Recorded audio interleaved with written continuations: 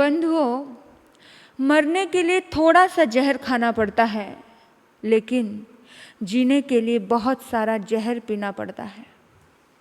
जीने के लिए बहुत सारा गम का घूंट पीना पड़ता है। गमों के घूंट जब तक पियोगे नहीं, तब तक जिंदगी नहीं जी पाओगे।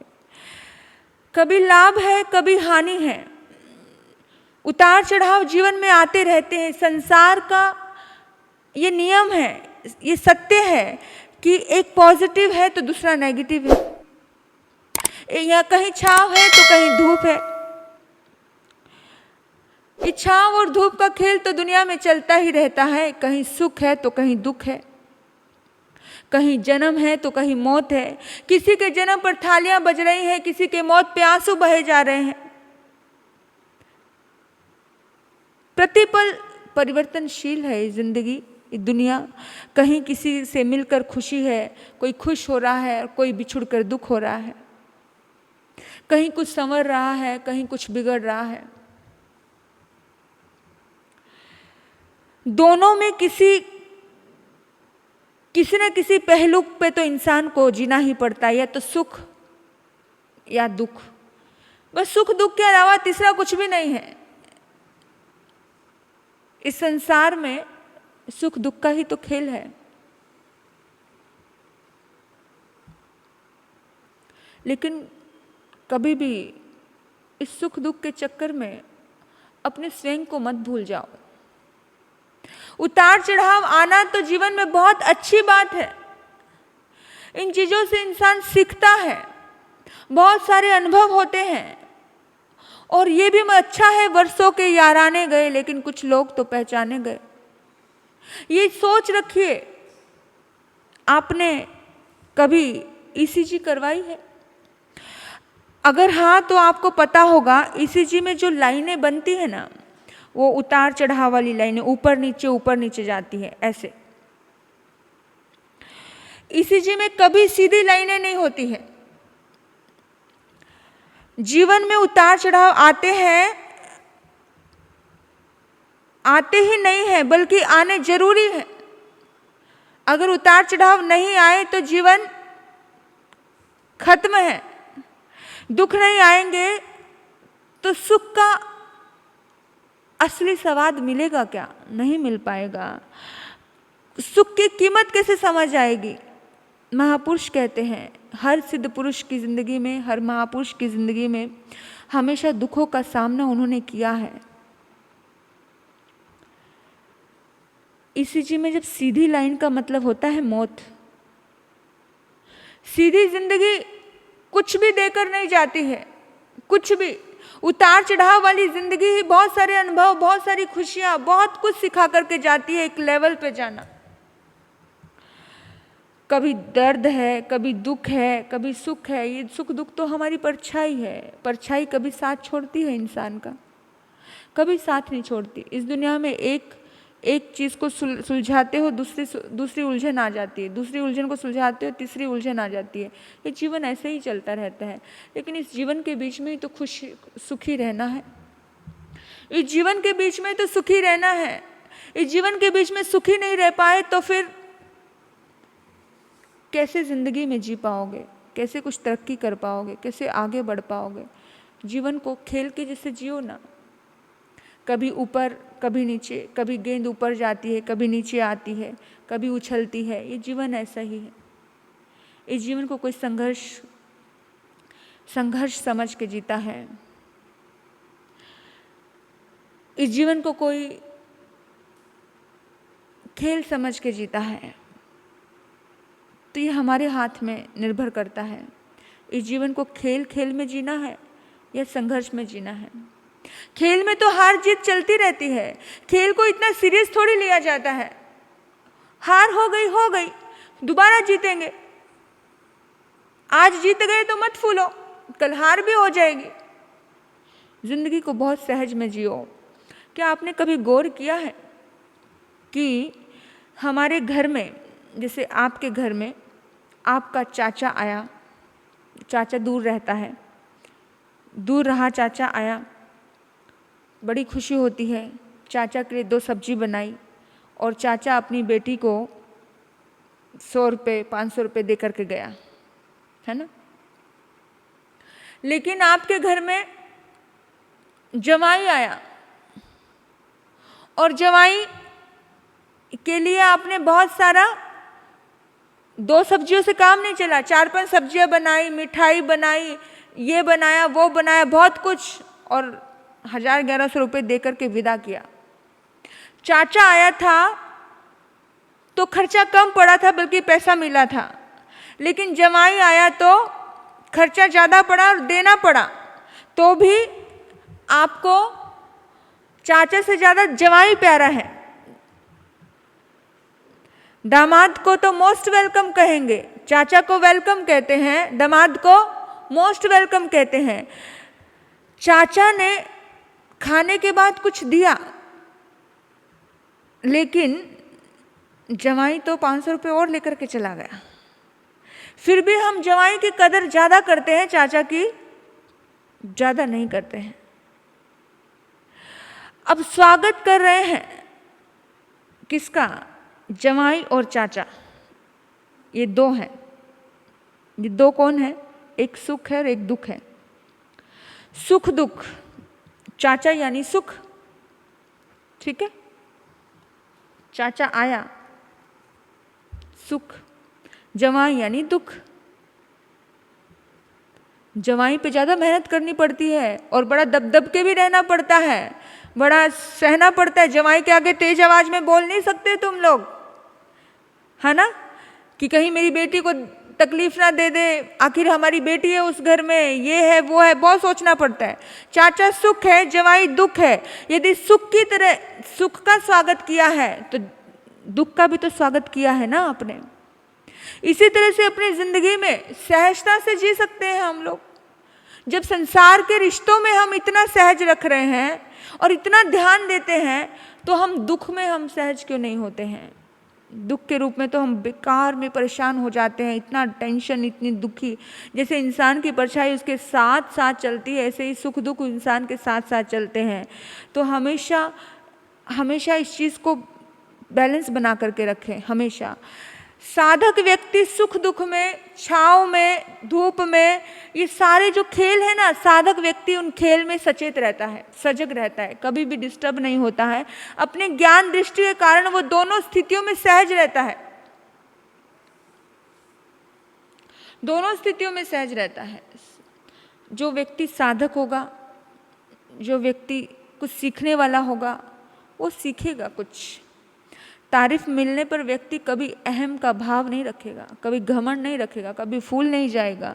और दुख मिलने पर, दर्द मिलने पर, निंदा मिलने पर वो कभी आर्त ध्यान नहीं करने लग जाएगा, यानी रोने पिटने रौद्र ध्यान नहीं करने लग जाएगा, क्रोधित नहीं होगा। सचेत साधक अनुकूलताओं में को पाकर के घमंड नहीं करता है और प्रतिकूलताओं को पाकर के दर्द दुखी नहीं होता है।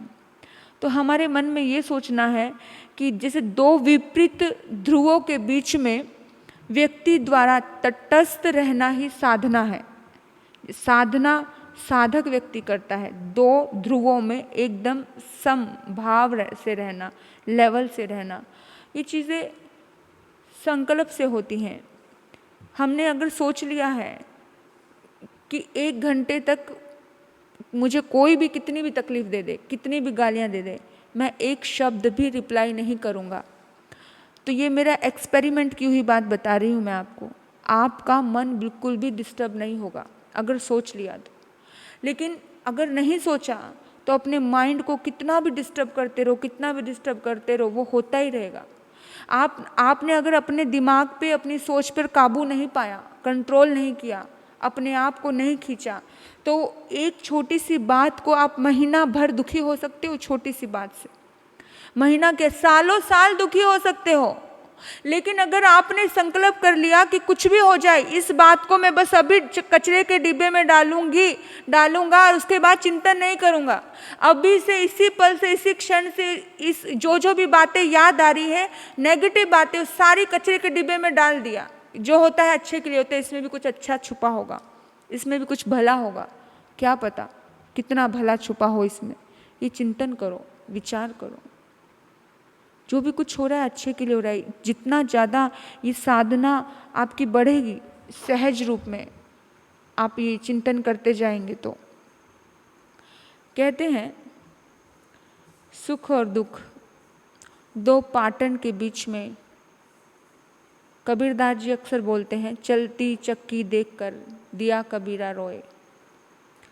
चलती चक्की देखकर दिया कबीरा रोए, दो पाटन के बीच में साबुत बचा न कोई। दो पाठ हैं, सुख और दुख।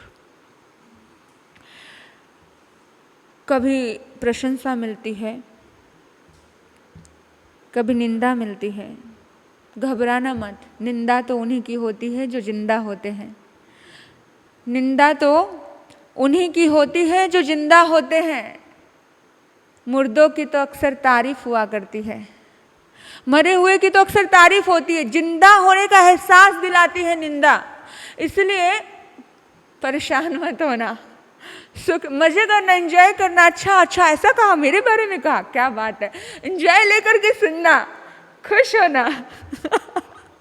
जितना खुश होगे आनंद आएगा। और सामने वाला व्यक्ति सोचेगा, अच्छा यार, इस किस बंदे के पास आकर के उसकी निंदा के बारे में बता रहा हूँ, उसके दुर्गुणों के बारे में चिंतन कर रहा हूँ, इसको कुछ फर्क ही नहीं पड़ रहा है। दुख भी आकर के ये सोचे तुम्हारे पास कि किसके पास आ गया, उसको मालूम, उसको फील ही नहीं हो रहा, उसको फर्क ही नहीं पड़ रहा है। एक व्यक्ति जा रहा था रास्ते में और उसे बहुत तेज भूख लगी। बहुत तेज भूख लगती है और वो सोचने लगा कि भाई इस जंगल में कुछ है नहीं और बहुत तेज भूख है, तो चलो ठीक है, कुछ पत्ते खा कर के, फल फूल तो कहीं दिख नहीं रहे हैं, पत्ते खा कर के ही पेट भरता हूँ। तो उसने पत्ते तोड़े और खाने लगा, तो इतने कड़वे थे, थूक दिए। तो उसने सोचा कि चलो मैं कुछ टहनी, छोटी छोटी टहनियाँ लेता हूँ, उसी का रस ले लेता हूँ, उसको ही चूसता हूँ। तो उसने वो टहनियों को, पूरे पत्तों को झाड़ दिया और टहनियों को पकड़ना शुरू किया। टहनियों को लिया, चूसा, वो भी कड़वे, वो भी कड़वी, बहुत कड़वी। उसने वो भी फेंक दी। उसने सोचा चलो वृक्ष का तना लेता हूँ, तना। और उसने वृक्ष का तना थोड़ा सा मेहनत करके उखाड़ा और उसने बीच में से कुरेदने की कोशिश की, उसको चूसने की कोशिश की, तो वो भी कड़वा, बहुत कड़वा। इतने में वहाँ से एक संत गुजर रहे थे और उसने संत से प्रश्न किया कि ऐसा क्यों है, ये वृक्ष चारों तरफ से कड़वा है, ये इतना कसेला क्यों है। संत कहने लगे कि तुम मुझे वृक्ष के पास लेकर के जाओ। संत वृक्ष के पास गए, उन्होंने ध्यान से देखा। संत ने कहा, इस वृक्ष की कड़वाहट बाहर से नहीं है, इस वृक्ष के पत्ते कड़वे हैं, इसकी डालियां कड़वी हैं, इसका तना कड़वा है, इन सब का दोष नहीं है। तुमने बाहर की कड़वाहट को तो समझा है और तुम कह रहे हो कि वृक्ष इतना कड़वा है, लेकिन ध्यान रहे जीवन में भी कभी कभी ऐसी कड़वाहट होती है। क्यों कड़वाहट होती है पता है? उस वृक्ष का बीज कड़वा था। अब रूट की तरफ ध्यान दीजिए। अगर रूट ही ठीक नहीं है, बीज ही ठीक नहीं है, तो कड़वाहट मिलने वाली है। किसी भी रिश्ते का मूल सही नहीं है, शुरुआत ही सही नहीं है, तो तकलीफें मिलने वाली है, सुख दुख तो आने ही वाला है। तो उस रूट को ठीक करने का प्रयास करोगे तो काम अच्छे से इजी हो जाएगा। लेकिन रूट जिसका स्वभाव ही कैसा हो वो कभी बदलता नहीं। अब नीम का स्वभाव कड़वा ही है, वो कड़वा ही रहेगा। अब करेले का स्वभाव कड़वा है, वो कड़वा ही रहेगा। हाँ, अगर बीज आम का है तो जिस चीज़ जहाँ पर मिठास का बीज है, आम का बीज है, तो उससे आम आएगा निश्चित। लेकिन आप नीम से चाह रहे हो कि मुझे आम जैसा रस मिल जाए, ऐसा कभी नहीं होता है। तो हमारे दुख का यही कारण है कि हम कुछ ऐसे लोगों से चाहते हैं तारीफ और प्रशंसाएं, जिन लोगों को प्यार, मोहब्बत और तारीफ, प्रशंसा क्या होती है ये पता ही नहीं। हम ऐसे लोगों से उम्मीद करते हैं जो कड़वे हैं, जो नीम के जैसे कड़वे हैं, और फिर हम सोचते हैं कि उनके पास से कुछ मीठा रस मिल जाए। नहीं मिलता है, हमारी खोज ही गलत है। तो जब हमारी खोज गलत है तो हमें कहाँ से कुछ अच्छा मिल सकता है? तो हमारी खोज शुरू करें। जिनके पास प्यार है, मोहब्बत है, उनसे फिर भी आप सोच सकते हो कि यहाँ से कुछ, आम के पास से अच्छा रस मिलेगा, आपको टेस्टी मिलेगा।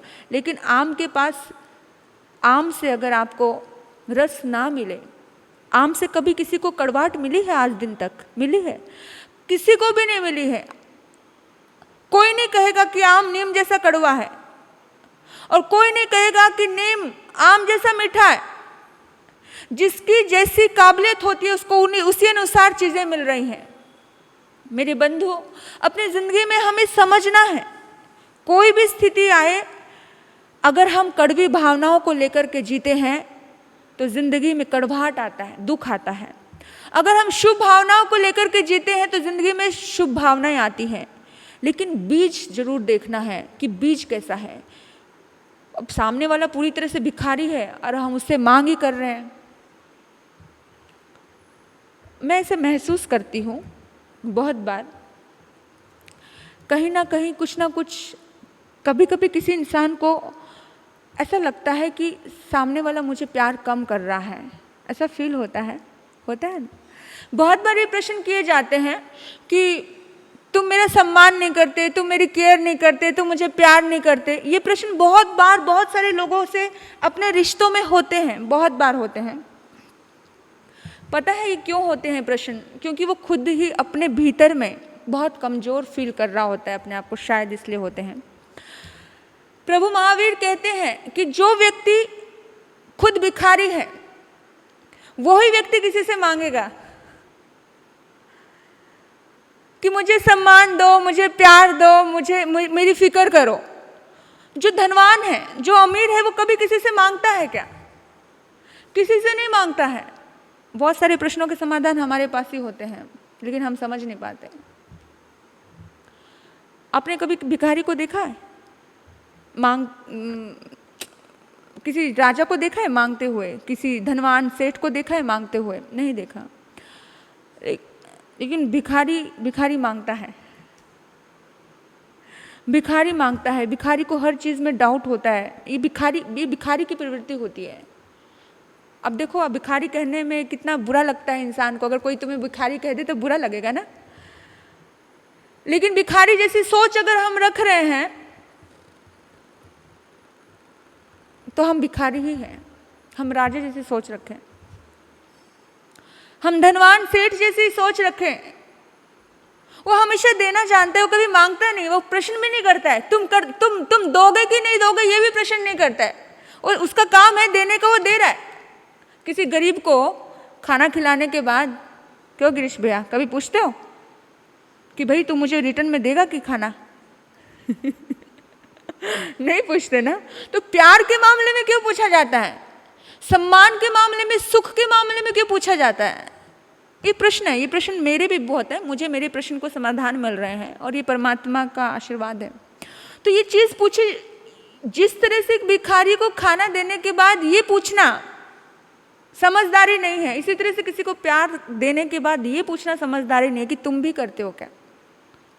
किसी को सम्मान देने के बाद ये पूछना जरूरी नहीं है कि तुम भी करते हो क्या। मेरा काम है, मैं कर रहा हूं, मैं धनवान हूं, मेरे पास बहुत है, मैं लौटा रहा हूं, मैं दे रहा हूं। एक हस्बैंड वाइफ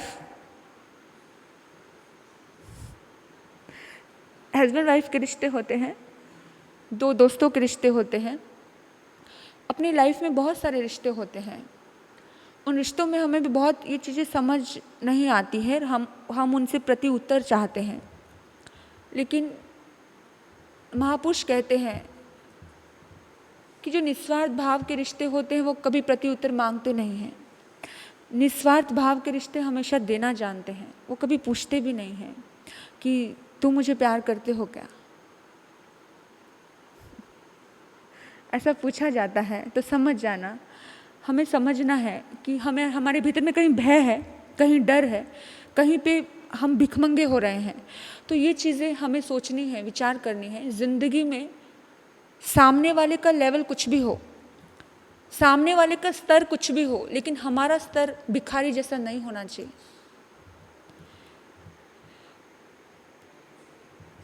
श्री कृष्ण ने शिशुपाल की 99 गलतियों को माफ़ किया। कितनी? 99 गलतियाँ। हम दुनिया उन्हें भगवान कहती है। एक भगवान, एक परमात्मा जब किसी की 99 गलतियों को माफ़ कर सकता है, हम किसी की 9 गलतियाँ भी माफ़ नहीं कर पाते हैं। हमारे आदर्श बहुत ऊंचे हैं। उसमें मैं सभी को बोल रही हूँ, मैं खुद को भी बोल रही हूँ, ऐसा मत सोचना कि खुद को नहीं बोल रही हूँ। आदर्श बहुत ऊंचे हैं। हम बड़ी बड़ी बातें करते हैं। भगवान महावीर इतने महान थे, उन्होंने कानों में किले ठुकवा लिए थे, करते हैं ना। लेकिन हमारे कानों में कोई 2 शब्द कटु पड़ जाए ना, हम तिलमिला उठते हैं। हमारे सामने कोई कड़वी सब्जी आ जाए तो बेचैन उठते हैं। और आदर्श बड़े ऊंचे हैं। कोई भी चीज हम सहज में नहीं लेते हैं। कोई रिश्ता हो, कोई परिवार में कैसा भी रिश्ता हो, बड़ी सहज में नहीं लेते हैं। कोई बात हो, सहज में नहीं लेते हैं। उस चीज़ को लेकर के जो बातें कचरे जैसे लगे उनको कचरा कुंडी में डाल देना चाहिए। और अपने संकल्प से ये चीज़ सोचनी चाहिए कि बस मुझे 1 घंटे के अंदर, 10 मिनट के अंदर इस बात से बाहर निकलना है। ये संकल्प से होगा, संकल्प से सिद्धि होती है, खाली बोलने से नहीं होगा। और ये आजमाई हुई बात है। जिस दिन मैंने खुद की ज़िंदगी में कुछ चीज़ों के लिए संकल्प किया, दृढ़ संकल्प किया, मेरी खुद की बात बता रही हूँ, बहुत सी चीज़ों को लेकर के, मैं कोई भगवान नहीं हूँ, मैं भी इंसान हूँ। बहुत सी चीज़ों को लेकर के मेरी लाइफ में बहुत सी चीज़ें आई और मैंने संकल्प किया कि 10 मिनट के अंदर इस चीज़ को मुझे इस तरह से करना है। और हुआ है, होता है। वो कैसी भी मुसीबत हो, उस मुसीबत से भी आप पार हो सकते हो। लेकिन आपकी आत्मा में इतनी ताकत है, उस ताकत को जगाइए। हमें समझने और सोचने की शक्ति हमारे भीतर में ही है। कोई दूसरा कितना भी समझाता रहे किसी बात को लेकर, टेंशन मत लो, टेंशन मत लो, लेकिन फिर भी ले ही जाती है। लेकिन जिस दिन खुद को समझाया कि इस बात को लेकर टेंशन नहीं लेनी है, तो नहीं ले जाती है, वो खत्म हो जाती है। तो दुनिया हमें कितना भी समझाए, लेकिन जब तक हम खुद को नहीं समझाएंगे तब तक हमारा कुछ नहीं हो सकता। तो हमें खुद को समझाना है। एक संत जा रहे थे रास्ते से। अक्सर बुद्ध पुरुषों के साथ ऐसा होता है। हम अक्सर सुनते हैं कि महावीर जा रहे थे तो रास्ते में किसी ने उनको पत्थर मारा। महात्मा बुद्ध जा रहे थे कि कोई चलते चलते उनको कुछ थूक दिया। बहुत कुछ ऐसे सुनते हैं हम। ऐसे एक संत जा रहे थे। एक युवक के मन में कुछ पता नहीं, कुछ पुरानी कोई वैर विरोध, कुछ भावनाएं जागृत हुई और युवक ने जोर से उस संत को मारा, डंडा मारा। और जैसे ही जोर से डंडा मारा तो डंडा छूट गया वहाँ पर। और जैसे डंडा छूटा, उसी पल में, अब संत भी बड़ा एकदम अच्छा एक ताकतवर संत था, ऐसा तो था नहीं कि उसके अंदर भी रिप्लाई देने की ताकत नहीं थी। तो संत ने जैसे ही नीचे झुककर के डंडा उठाया और उसने जोर से आवाज लगाई। संत ने, अरे भाई तो अपना डंडा तो लेके जा। तो इतने में साथ में चलने वाले जो उनके छोटे शिष्य थे, उन्होंने बोला, गुरुदेव आप बड़े अजीब हो। उसने आपको डंडा मारा और आप उसको कहते हो कि अपना डंडा लेकर के जा। आप भी उसको फेंक के मार सकते हो, आपके अंदर भी वो ताकत है, आपने ऐसा क्यों नहीं किया?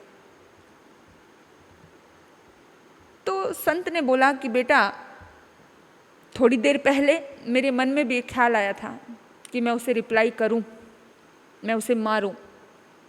लेकिन जैसे मैं नीचे झुका और जैसे मैं ऊपर उठा तो मेरा ध्यान एकदम वृक्ष की तरफ गया और मैं सोचने लगा कि अगर इस वृक्ष की डाल मेरे ऊपर टूट करके गिर जाती तो मैं क्या कर लेता?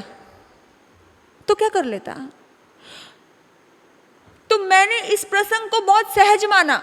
जिस पल में मैंने सहज माना, मेरा गुस्सा खत्म हो गया। जो सामने वाले के प्रति शिकायत का भाव था वो खत्म हो गया।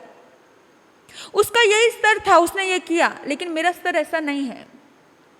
मैं ऊंचे स्तर का इंसान हूं। मैंने अपने आप से बात की और रास्ते चलते चलते अगर मुझे ठोकर लग जाती, मैं गिर जाता, तब क्या कर लेता? तो कोई भी चीज़ को महज संयोग मानो। नदी नाव संयोग, मिलना बिछुड़ना ये सब चीज़ें संयोग है। गुस्सा आना, प्रेम आना, नफरत आना, ये सब चीज़ें संयोग है, ये सहज है। ये सहज चीज़ों को जितना सहज मानोगे उतना ज़्यादा सुकून मिलेगा। लेकिन अचानक रास्ते में चलते चलते ठोकर लग जाए तो क्या कर लेता, लेकिन दूसरा कोई व्यक्ति थप्पड़ मार दे तो इतना बड़ा हंगामा हो जाता, उसने मुझे मारा, उसने मुझे मारा, है ना। सहज रूप में खुद अगर हाथ उंगली में दरवाजे में आ जाए तो क्या कर लेते। ये सोच लेना, अगर किसी ने हाथ मरोड़ दिया तो सोचना कि कभी दरवाजे में आता तो क्या कर लेता, क्या रिप्लाई देता, दरवाजे को मारने बैठते क्या। अगर पत्थर कहीं लग गया, दीवार में सिर मारते तो दोबारा दीवार में सिर देके मारते क्या। तो हर चीज को लेकर के सहज भाव लेना सीखो कि अगर ऐसा हो जाता तो भी तो मैं क्या करता। फिर मैं, आप ब्लेड से अपनी शेविंग कर रहे हो, नाई से अगर आपका गाल कट गया तो उसको 4 बातें सुनाते हो, लेकिन खुद से कट जाते तो क्या कर लेते, अपने गाल पे मारते नहीं ना। तो सहज में हो गया, अब चाह तो नहीं था। तो कुछ चीज़ें बिना चाही हो जाती हैं हम, और सामने वाला इंसान भी बुरा नहीं चाहता है, कुछ भी नहीं चाहता है। तो उन चीज़ों को लेकर के हमें बहुत सहज लेना है और जितना जल्दी हो सके बुरे को भूलना सीखना है। बुरे को भूलेंगे तो ज़िंदगी में आनंद आएगा, सुकून आएगा। तो रूट पे बजाना, बीज को देखना, बीज अगर आम का है तो आम का रस देगा। अगर रिश्तों, कोई सामने वाला रिश्ता है, अगर उसकी प्रकृति मधुर है, अगर उसकी आत्मा में वो आम जैसा रस है, यानी वो मिठास से भरी हुई आत्मा है, प्यार से भरी हुई आत्मा है, तो वो प्यार देगी। लेकिन अगर वो प्यार से भरी हुई आत्मा नहीं है, अगर उसके अंदर बीज ही कड़वाहट का है, उसके जन्मों जन्मों के उसकी आत्मा पर ऐसे संस्कार है, तो निश्चित ही उससे आप आम के रस जैसी उम्मीद मत रखो, क्योंकि बीज गलत है। तो आप ही सोचो कि मैं ही कुछ मिठास दे दूं ताकि उसके भीतर में जो कड़वाहट है वो मिट जाए, तो आपको सुकून मिलेगा, आनंद मिलेगा। तो बहुत सारे पॉइंटों पे आज हमारी चर्चा हुई है। आप इन सभी बातों पे ज़रूर गौर करेंगे और हर चीज़ को बहुत सहज रूप से जिएंगे, क्योंकि जीने के लिए अक्सर बोला जाता है कि मरने के लिए जहर एक ही बार खाया जाता है, लेकिन जीने के लिए जहर बार बार खाना पड़ता है। जीने के लिए जहर बार बार पीना पड़ता है। गमों को घूंटों को पियोगे तो सुखी रहोगे। महादेव ने जहर पिया तो वो महादेव कहलाए, और बाकी सभी ने अमृत पिया तो केवल देव कहलाए। तो हमेशा इसी बातों का ध्यान रखना, जो हर चीज़ों को सहज रूप में ले लेना। जब जब भी कोई देव जहर पीता है तो महादेव कहलाता है, सभी देवताओं का स्वामी हो जाता है। और जब जब भी कोई दुखों के, गमों के घूंट सहन करता है तो हमेशा प्रकृति उसी आत्मा को बड़ा बनाती है। इस सृष्टि में अगर कोई बड़ा बन के जन्मा है ना, उन्होंने बहुत कभी ईगो नहीं। अपने शास्त्रों में एक बात आती है, कोई बड़ा भाई बना, कोई बड़ी बहन बनी, कोई जेठानी बनी, ये बड़े रिश्ते जिसको मिले हैं ना, उन्होंने कभी ईगो नहीं रखी है, इसलिए ये रिश्ते बने हैं। भगवान महावीर ने अपने अतीत काल में हम अक्सर सुनते हैं भव को, मरीचि के भव में भगवान महावीर ने एक बार ईगो की थी, अहंकार आया था। उस अहंकार की वजह से भगवान को उसके बाद कभी बड़ा बनकर के जन्म नहीं मिला, कभी बड़ा नहीं। वो जब भगवान बन गए तब भी उनको छोटा जन्म मिला, यानी कि नंदीवर्धन बड़े थे, भगवान महावीर उनके छोटे भाई थे। नंदीवर्धन के छोटे भाई भगवान महावीर थे। तो भगवान महावीर के उस छोटे से ईगो ने महावीर बनने तक भी साथ नहीं छोड़ा। तो मेरे बंधुओं, अगर आपको अगर एक बड़ा लेवल मिला है तो अपनी ईगो को एक साइड रखना, ये सोचना कि आप बड़े हो। और अगर हम बड़े बने हैं तो हमने कहीं ना कहीं ईगो नहीं रखी है, इसलिए बड़े बने हैं। ज़िंदगी में कभी भी कुछ आगे बढ़ना है तो ये छोटी मोटी बातों को छोड़ना है, बुरे को भूलना सीखो। निज नेकी पर की बदी, इसे दिए विसार, एक धर्म एक मौत को, इसे रखिए याद। बस कुछ अच्छी चीज़ों को याद रखना जो आपको सुकून दे, बाकी सभी भूल जाना। जब अक्सर हमेशा हम जितनी जल्दी भूल जाते हैं उतनी जल्दी ज़िंदगी को आनंद और सुकून से जी पाते हैं। इन्हीं सद्भाव से मैं अपने वक्तव्य को विराम देती हूँ। आपने मुझे सुना, आपके भीतर बैठे परमात्मा तत्व को नमन करते हुए आभार व्यक्त करती हूँ। ओम शांति, ओम शांति।